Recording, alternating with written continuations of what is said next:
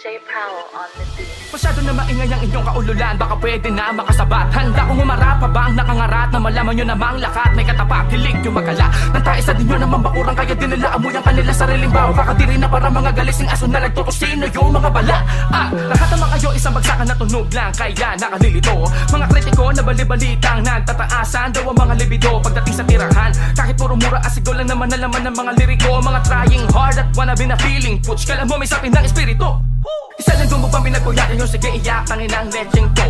Di nabuli pero siya yung puro tira dati pa. Akala mo kung sinong perfecto, halos kalahati invento. Puro ako daw yung sinesentro, dinikit mo pa sa dulo yung freestyle ko. Nasa pawang ko tuloy yung mga verses mo. Doon pa lang sa sige kahol ang inyo mga kataol ay sarado na. Sa iba di puta, ako'y napamura, di lang pinakuan, may kandado pa. Tapos sasabihin pa at di ka doon nakasagot, dito ay tsak na talo na. Talaga wedi nga ibig sabihin kay CLR na nalo ka. Tangin na may sariling hip-hop na, may sarili pang rules at policy. Standard yun naman pang squamisi, masyado kang pabida para kasi Jollibee. Imbis matalinuan, pabilis ang sumagot, kaya alaman nyo lagi quantity. Mga self-proclaimed daw na hari ng diss, pero para si The Arking quality. Subalit sa dinami, daw ng mga dami ay wala kang takas. Oo, kahit na anong talento at ganda ng argumento pa ang mapamalas. Kahit gano'ng kakaangas, mga punto'y gano'ng mga katalas. Mahina ka pa din sa pandinig ng mga mongging fans at reactionist na bias. Pero bibigyan ko pa din ang katagungan kay madayaman sa korte. Kayo pa din ang mga ngamote, kahit na anong gamitin ko na porte. Pag bumaliwag wala ng body bag, hindi na dadaan sa morgue. Di ba gusto nyo ng rekta? Eto, teka, rekta ka sa norte.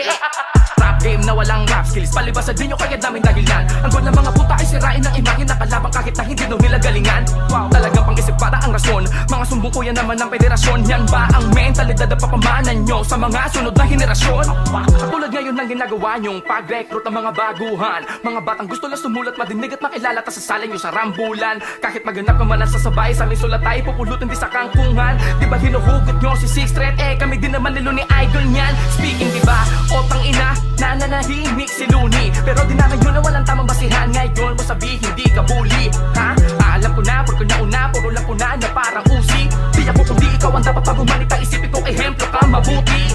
Ako pa yung inarbor, tang inakala mo di kita haharapin. Ngayon kung katotohanan ang gusto mong laban ay doon kita papatayin. Sa kabila ng pagpapapansin, hanggang ngayon nakaasa pa din. Nakikisilong lang kayo sa fanbase ni Kuya, bakit di nyo patanggapin? At aminin na naiinggit naman kayo sa iba, kaya nang bibisit. Na puno ng galit sa gilid ng hingit. Tumaas ang may respeto pa mabibingwit. Pero sorry, kahit ibalik mo pa ng ilang beses to asang walang saysayan. Dadali mo to magpakailanman, di na to mabubura sa kasaysayan. Rest in peace Kuya Barney, nanamin mo mga bara kong pabaon. Kahit di kayo nagpapatalo para mga zombie, kahit napatay mo na babangon. Kaya lalakas loob mga hamon, lalo sa mga kilala nyo na mayroon. Gusto nyo ng masakang karir, lugi, paano matagal na kayong wala no?